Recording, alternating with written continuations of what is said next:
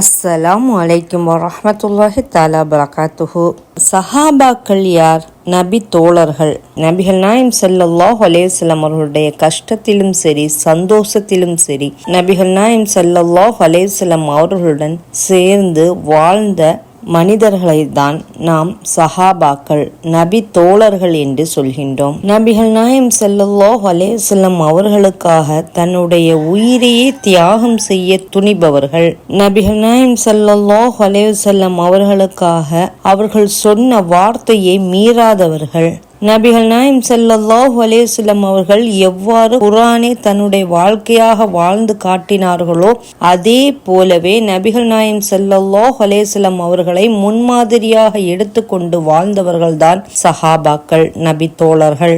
இஸ்லாத்திற்காக, இஸ்லாம் நாளை இந்த பூமியில் பரவ வேண்டும் என்பதற்காக நபிகள் நாயம் ஸல்லல்லாஹு அலைஹி வஸல்லம் அவர்கள் எவ்வளவு தியாகம் செய்தார்களோ அதே போல சஹாபாக்களும் இஸ்லாம் வளர வேண்டும் என்பதற்காக தங்களுடைய உயிரை கூட துச்சமாக மதித்து இஸ்லாத்திற்காக போரிட்டவர்கள். பல தியாகங்களையும் பல கஷ்டங்களையும் அனுபவித்து இஸ்லாம் வளர்வதற்காக உதவி புரிந்தவர்கள் தான் சஹாபாக்கள், நபி தோழர்கள்.